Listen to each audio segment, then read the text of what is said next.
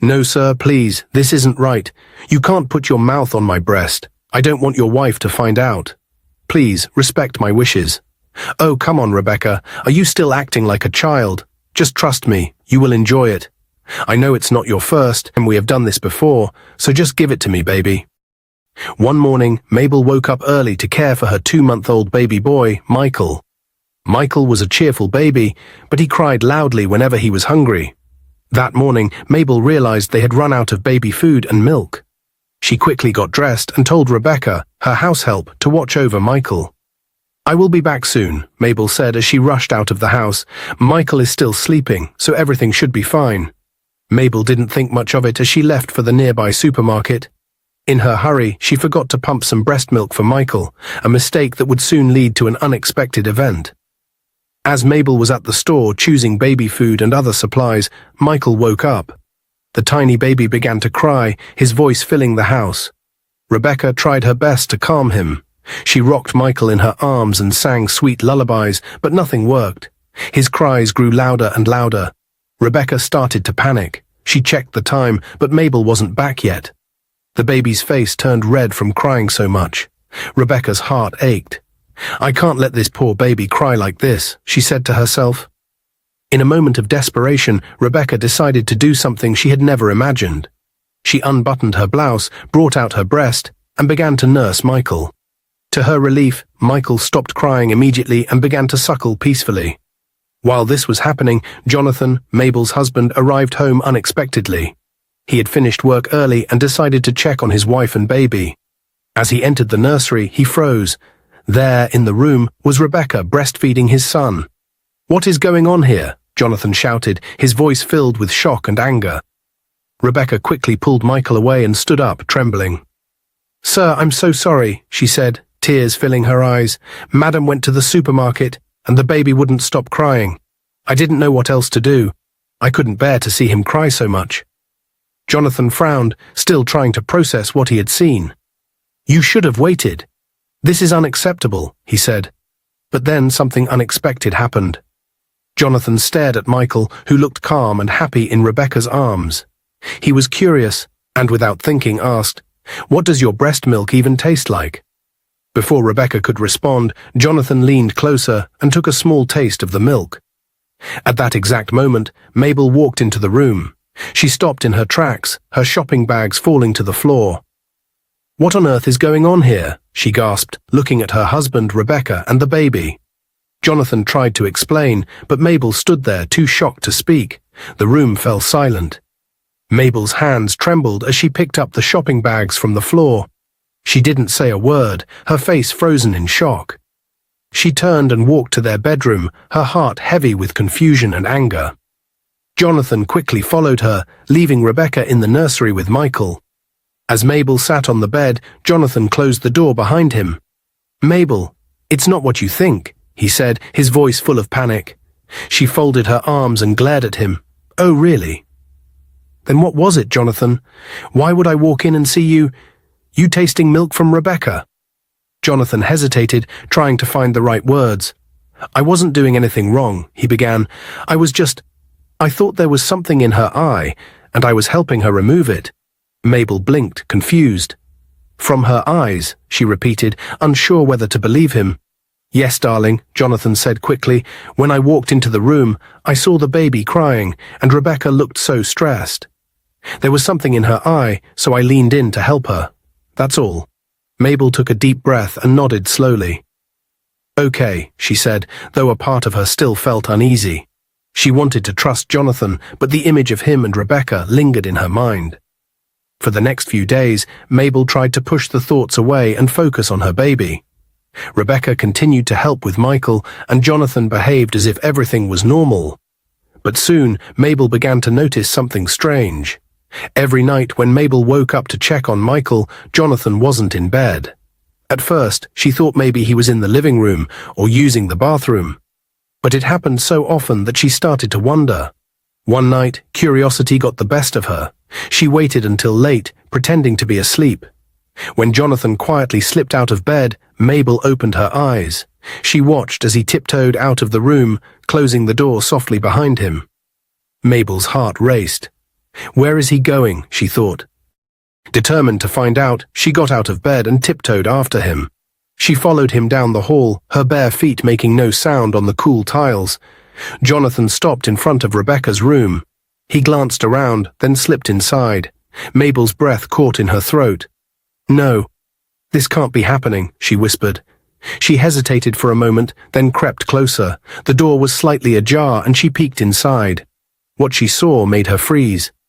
Jonathan was in bed with Rebecca. They were lying close together, whispering and laughing softly. Mabel felt like her world had shattered into a million pieces. Her hands shook and her eyes filled with tears. She wanted to burst into the room and scream, but her legs felt like they were glued to the floor. After a few moments, Mabel quietly stepped back and returned to her room. She sat on the bed, staring at the wall, her mind racing. How could he do this to me, she thought. How long has this been going on? Mabel didn't sleep that night. She stayed awake, thinking about what she had seen and what she should do next.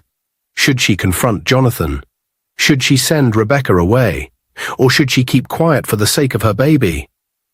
Morning came, but Mabel's heart was heavy. She knew she could not ignore what she had seen. Something had to be done. After Jonathan left the house, Mabel couldn't hold back her emotions any longer. She marched straight to Rebecca's room, her heart heavy with anger and confusion. Rebecca, we need to talk, Mabel said firmly, standing at the doorway. Rebecca looked up from where she sat on the bed, her hands trembling. She knew this moment would come. Madam, I'm so sorry, she began, her voice soft and shaky. Sorry for what? Mabel asked, crossing her arms. What's going on between you and my husband? I want the truth. Rebecca burst into tears, unable to hold it in any longer. Madam, it's not my fault. I swear it's not. It's your husband. Ever since I carried Michael for you, he hasn't let me rest. Mabel's face turned pale. She took a step closer, her voice low and sharp. What do you mean by that? Be clear, Rebecca. After Jonathan left the house, Mabel couldn't hold back her emotions any longer. She marched straight to Rebecca's room, her heart heavy with anger and confusion. Rebecca, we need to talk, Mabel said firmly, standing at the doorway. Rebecca looked up from where she sat on the bed, her hands trembling. She knew this moment would come. Madam, I'm so sorry, she began, her voice soft and shaky. Sorry for what? Mabel asked, crossing her arms. What's going on between you and my husband? I want the truth. Rebecca burst into tears, unable to hold it in any longer. Madam, it's not my fault. I swear it's not. It's your husband. Ever since I carried Michael for you, he hasn't let me rest. Mabel's face turned pale. She took a step closer. What do you mean by that? Be clear, Rebecca. Rebecca took a deep breath and finally spoke. Madam, you know I agreed to carry Michael because your womb was damaged, and you couldn't have children, she began. I did it because you and your husband promised to treat me with respect. But ever since Michael was born, Olga has been bothering me. He keeps coming to me, saying I'm the sweetest woman he has ever seen. He won't stop. Mabel's heart sank as she listened. Her hands trembled at her sides. I told Jonathan we should let you go after Michael was born, but he refused. Now I see why. Rebecca looked down, tears streaming down her face. Madam, I tried to stop him. I told him it wasn't right, but he wouldn't listen. Please believe me, I didn't ask for this. Mabel shook her head, struggling to hold back her tears. I know you are Michael's biological mother, but we paid you for this. We gave you a home and everything you needed. You promised that once Michael was born, you'd let me be his mother. And now my marriage is falling apart because of this. Rebecca remained silent, unable to defend herself. Mabel took a deep breath. You can't stay here anymore. I can't live in the same house as you. It's not possible. You have to leave. Rebecca's head shot up, panic flashing in her eyes. Madam, please don't send me away. Where will I go? And what about Michael? He's my son too. Enough, Mabel snapped. You must leave. I'll wait for Jonathan to come home and we'll settle this tonight. That evening, when Jonathan returned from work, he found Mabel waiting for him in the living room. Her face was stern, her arms crossed tightly across her chest. Mabel, baby, what's wrong? Jonathan asked, sensing the tension.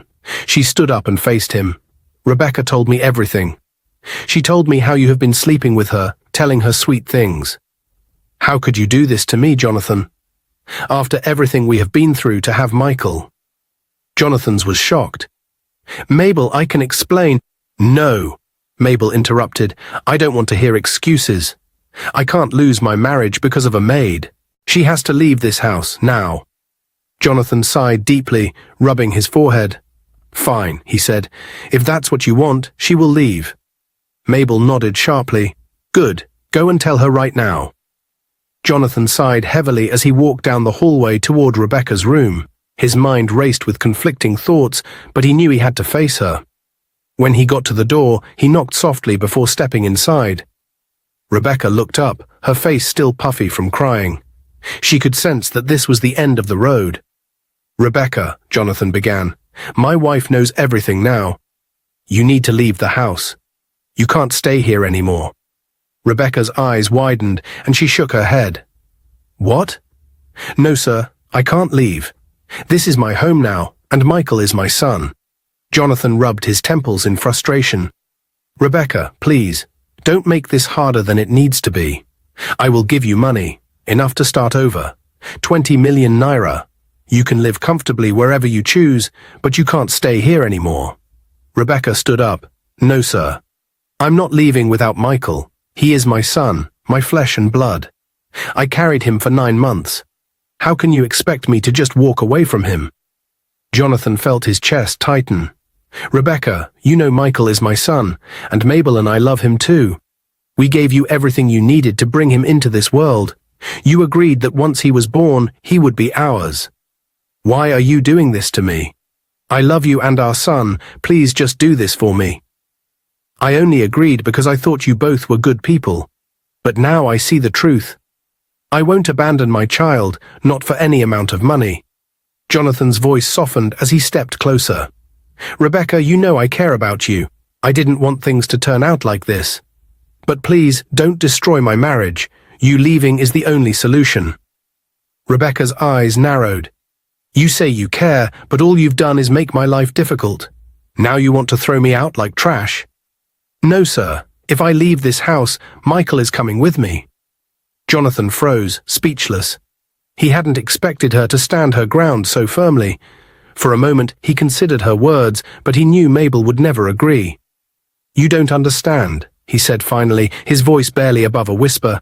I can't let that happen. Rebecca crossed her arms, her jaw set. Then we have nothing more to talk about, sir. If you want me to leave, I'm taking my son. End of discussion. Jonathan stared at her, his mind racing. He knew this wasn't over.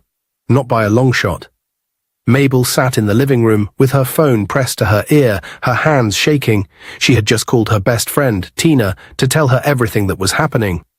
Tina, I don't know what to do. Rebecca is refusing to leave. She even said she won't go unless she takes Michael with her. Tina's voice on the other end was calm but firm. Mabel, you can't let her win. Michael is your son. You carried him in your heart, even if you didn't carry him in your womb.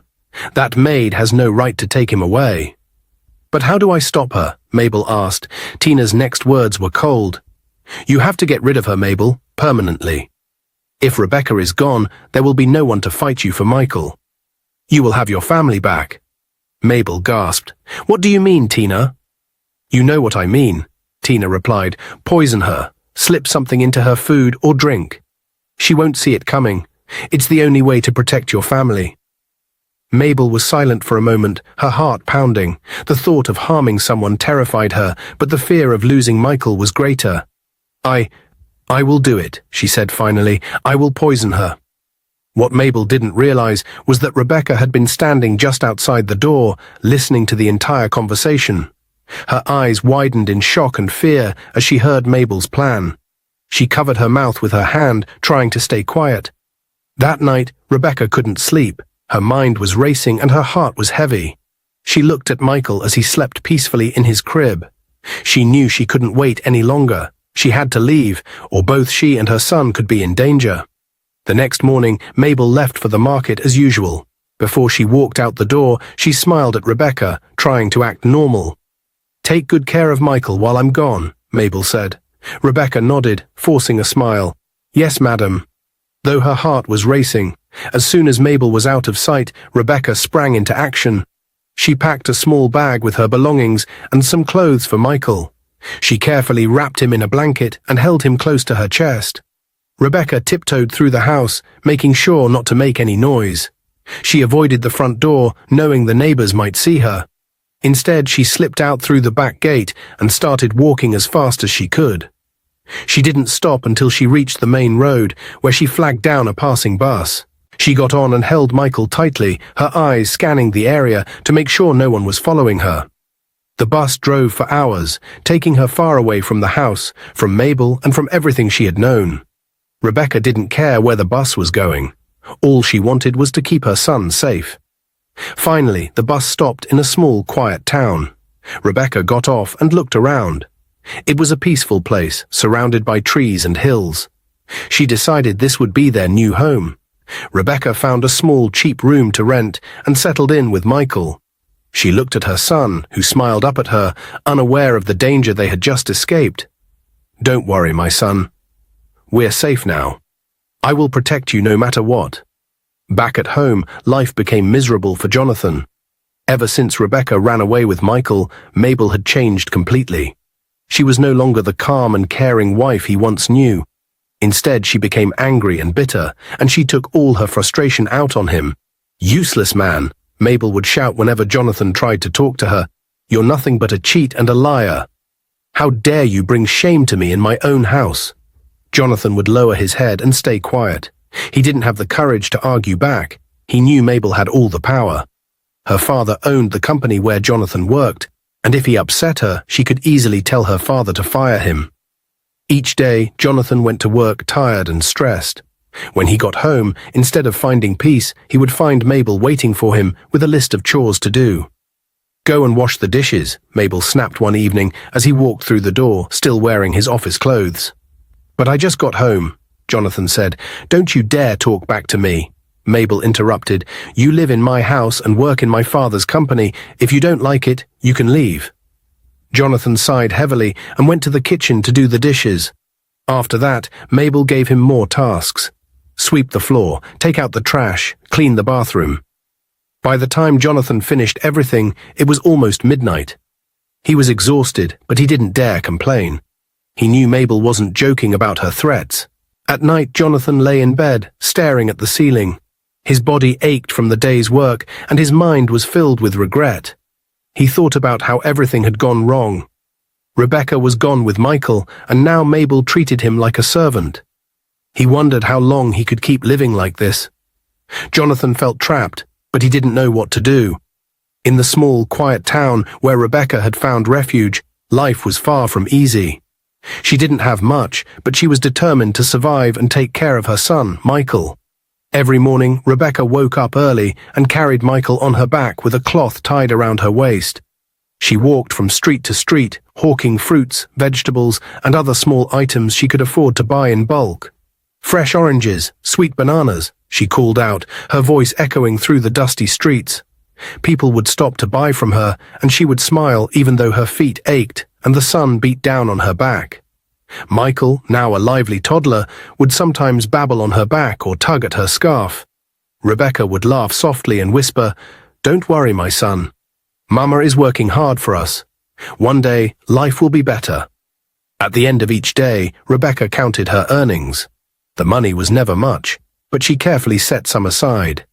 She had a dream, to open a sewing shop. Before coming to work for Jonathan and Mabel, Rebecca had learned how to sew. She was good at it, and she knew it could give her and Michael a better life. Months turned into years, and Rebecca's hard work began to pay off.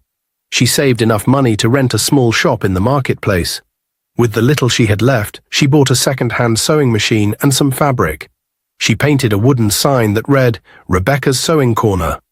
Rebecca's sewing skills quickly caught the attention of the townspeople. At first, it was just local women who brought their clothes to her for mending or simple designs. But soon, word spread about how talented she was. Wealthy people from neighboring towns started visiting her shop, asking her to make dresses for weddings and special occasions. Meanwhile, back in the city, Jonathan was a broken man. Life with Mabel had become unbearable. She insulted him daily, treated him like a servant, and constantly reminded him of how she had the power to destroy him. But what pained Jonathan the most was the loss of his son. He couldn't stop thinking about Michael. Every time he closed his eyes, he saw his son's face. He missed the sound of his laughter and the way he smiled up at him. Jonathan blamed himself for everything that had gone wrong. Jonathan spent months searching for Rebecca and Michael. He visited every nearby town, asked people if they had seen a young woman with a child, and even offered rewards for information. But no one could help him. She left no trace, Jonathan muttered to himself one evening as he sat alone in his car, staring at a picture of Michael on his phone. No number to call, no address to track. How could she just disappear like that? Despite his efforts, it seemed like Rebecca and Michael had vanished into thin air. Jonathan felt a deep ache in his chest.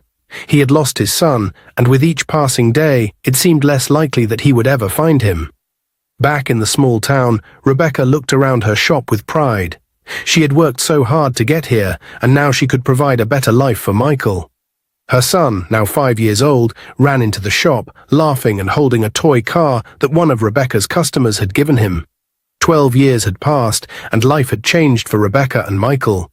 They now lived in a big city, far from the small town where they had started their new life. Michael was no longer a little boy. He was now a tall, handsome teenager with a bright smile that could light up a room. Rebecca had worked hard all these years, pouring her heart into her sewing business, which had grown into a well-known brand. She now owned a large boutique in the city with many employees working for her. But her greatest pride wasn't her business. It was her son, Michael. One sunny afternoon, Michael came running into their home after school, his face glowing with excitement. "Mama! Mama!" he called out, dropping his school bag on the floor. Rebecca hurried out of the kitchen, wiping her hands on her apron. "What is it, Michael? Why are you shouting?" she asked, though she couldn't help smiling at his excitement. "Mama, guess what?" Michael said, grinning from ear to ear. Rebecca laughed. "I don't know, my son. Tell me." "I've been given a scholarship," Michael said, his voice full of joy. "They said I can study at any university I choose." Rebecca froze for a moment, her hands flying to her mouth. "A scholarship?" she whispered, tears filling her eyes. "Yes, Mama," Michael said, his voice rising with excitement. "It's a full scholarship. I can study medicine, just like I've always dreamed." Rebecca pulled him into a tight hug, tears streaming down her face. "Oh, my son, God has blessed us. You are a hard-working and brilliant boy. I'm so proud of you." That night, Rebecca cooked Michael's favorite meal, and they celebrated together, laughing and talking about his future. The years flew by as Michael went off to university to study medicine. He worked hard, just like his mother had taught him, and soon he became one of the top students in his class. Rebecca visited him whenever she could, bringing him food and cheering him on. "Mama, one day I will make you proud," Michael would say whenever she came to see him. "You already make me proud every single day," Rebecca replied, her eyes shining with love. After many years of studying, Michael graduated from medical school with honors. Rebecca couldn't stop crying during the graduation ceremony as she watched him walk across the stage to receive his degree. "My son, a doctor," she whispered to herself, her heart swelling with pride. "God, thank you for this blessing." But Michael didn't stop there. He worked hard and saved his earnings, determined to achieve even more. Years later, he opened his very own hospital in the heart of the city. It was a grand building with shiny glass windows and a beautiful sign that read, "Dr. Michael's Specialist Hospital." Rebecca stood outside the hospital on its opening day, looking up at the sign with tears in her eyes. She thought about all the struggles they had faced, from the days of hawking on the streets to this moment. Michael walked over and put his arm around her. "This hospital is as much yours as it is mine, Mama," he said softly. "You sacrificed everything for me. Without you, I wouldn't be here today." Rebecca smiled through her tears. "You are my joy, Michael. Seeing you succeed is all I have ever wanted. I'm so proud of you." The opening ceremony was a big event. People from all over the city came to see the hospital and meet the young doctor who had already made a name for himself. Rebecca watched proudly as Michael greeted guests, shaking hands and smiling. Later that night, when they were alone, Rebecca hugged her son tightly. "Michael, you have given me more joy than I ever dreamed of. I know your future will is bright. And you will touch so many lives with your work. Michael smiled. And I'll always take care of you, Mama. Just like you took care of me. Meanwhile, Mabel's behavior grew worse with each passing year. She no longer cared about her marriage and began sleeping with younger men. At first, Jonathan didn't believe it when he heard rumors, but soon she started bringing the men into their home openly. Jonathan would come home from work and find strange young men in the living room, laughing and acting like they owned the place. Mabel didn't even try to hide it. "If you don't like it, you can leave," she snapped one evening when Jonathan confronted her. "Mabel, this is our home. You're embarrassing me," he said, his voice shaking with frustration. "My home," Mabel corrected him coldly.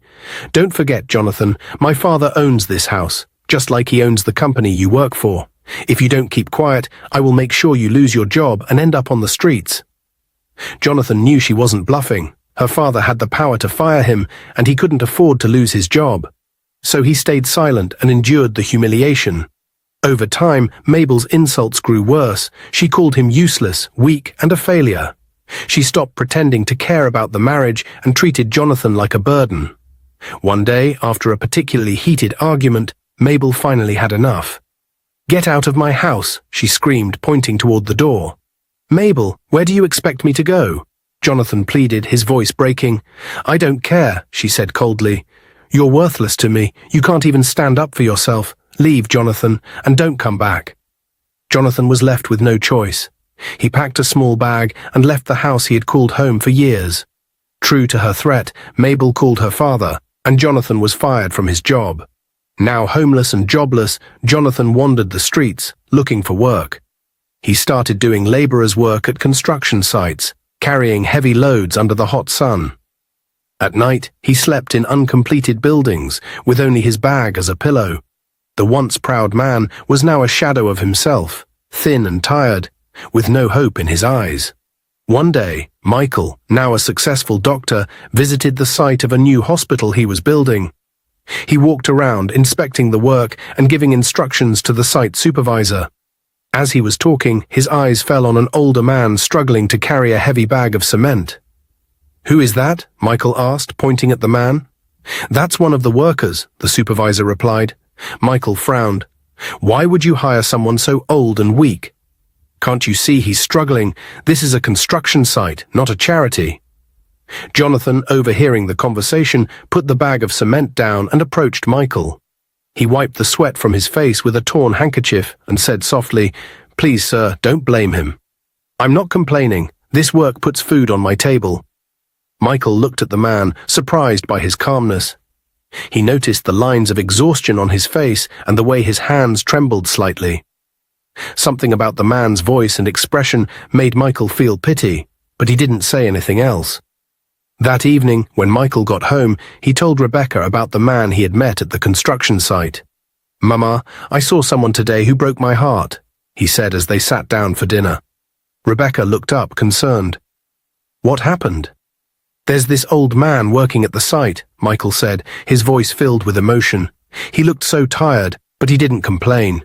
He said he's doing it to survive. I can't stop thinking about him, Mama. He reminds me of what you always told me, about how hard life can be for some people." Rebecca nodded thoughtfully. "Life isn't easy for everyone, my son, but if you feel so strongly, why don't you help him?" Michael raised an eyebrow. "Help him? How?" Rebecca smiled gently. "Why don't you offer him a better job? We could use a security guard at the house. He can help us with opening the gate and keeping an eye on the place. That way, he won't have to do such hard work anymore." Michael thought about it for a moment and nodded. "That's a good idea, Mama. I'll talk to him tomorrow." Rebecca patted his hand. "You have a good heart, Michael. God will bless you for your kindness." Michael felt a sense of relief as he imagined giving the man a chance at a better life. The next day, Michael went to the construction site early. As he walked through the dusty grounds, he spotted Jonathan carrying a heavy load, his back hunched and sweat dripping down his face. Michael approached him with a kind smile. "Good morning, sir," he said.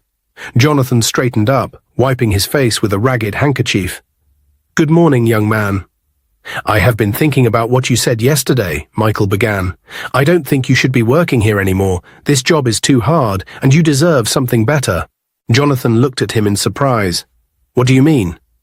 Sir. I have a job for you, Michael explained. My family needs a security guard at our home. It's an easier job than this, and it will pay better. You will have a roof over your head and food to eat. Jonathan's mouth fell open. For a moment he couldn't speak. You're offering me a job? He asked, his voice trembling. Yes, Michael said with a smile. If you're interested, you can come home with me today and start right away. Jonathan nodded quickly, unable to hide his gratitude. Thank you, sir. I will take the job. God bless you. When they arrived at Michael's house, Rebecca was in the living room sewing. As soon as Jonathan stepped inside, her face froze. She stood up slowly, her hands trembling. Jonathan, she whispered, her voice filled with shock. Jonathan looked up and his face turned pale. Rebecca, he said, his voice shaking. Michael looked between them, confused. Mama, do you know him? Rebecca nodded, her voice trembling. Yes, Michael, this is your father. Michael's eyes widened in disbelief. What? My father. Rebecca sat down, shaking her head in amazement. I can't believe this. After all these years, Jonathan, where have you been? How did this happen? Jonathan sighed heavily and lowered his head. Life hasn't been kind to me, Rebecca. After you left, everything fell apart. Mabel made my life unbearable. She threw me out of the house, and her father fired me. I've been struggling ever since, working odd jobs and living wherever I can find shelter. Rebecca's heart sank as she listened to his story. She had always wondered what became of Jonathan after she left, but she never imagined it would be this bad. I didn't know, she said softly. I never wanted this for you, Jonathan. Michael sat down beside Rebecca, his mind racing. So you are my father? He asked, his voice filled with emotion. And you never bothered to look for me? Jonathan nodded. Yes, Michael, I've thought about you every single day. I prayed I would see you again, but I didn't know how to find you. I'm so sorry for everything that happened. I failed you and your mother. Michael was silent for a moment. Then he stood up and said, We can't change the past, but we can move forward. You're part of this family now, and we will figure it out together. Rebecca wiped her tears and nodded. Yes, Jonathan, you're welcome here. It's time to rebuild what we lost. Meanwhile, Mabel's life was spiraling out of control. After Jonathan left, she became reckless and careless. She continued to bring younger men into her home, even when her father began hearing rumors about her behavior. One day, one of her sugar boys convinced her to steal money from her father's company. Don't worry, babe, he said with a sly grin. It's just a small amount. Your father won't even notice. But Mabel's father did notice. When he discovered the missing funds, he summoned her to his office immediately. Mabel, how could you do this to me? I trusted you, and you've betrayed me. Father, it's not what you think, Mabel stammered, trying to defend herself. Don't lie to me, he shouted. I have had enough of your scandals. You have embarrassed this family for the last time. Get out of my house and my company. You are on your own now. Stripped of everything, her home, her job, and her father's support, Mabel was left with nothing. Her sugar boys abandoned her once her money was gone. She began wandering the streets, drinking heavily to escape her pain. One evening, she sat alone on a park bench, clutching a nearly empty bottle of alcohol. Tears streamed down her face as she thought about everything she had lost. I had it all, she whispered to herself, and I threw it away. Her once beautiful face was now tired and worn, and she looked like a shadow of her former self. People who passed her didn't recognize the proud and wealthy woman she used to be. Mabel was now consumed by regret, wishing she could go back and make different choices. But it was too late. Her decisions had led her down a path of loneliness and despair, and she was left with nothing but the pain of her mistakes. Dear viewers, what lessons did you take away from this dramatic tale? We'd love to hear your thoughts in the comments below. If you enjoyed the story, give us a thumbs up, share it with friends, and hit that subscribe button. Don't forget to turn on notifications so you never miss out on our latest updates. Thanks for watching and stay blessed.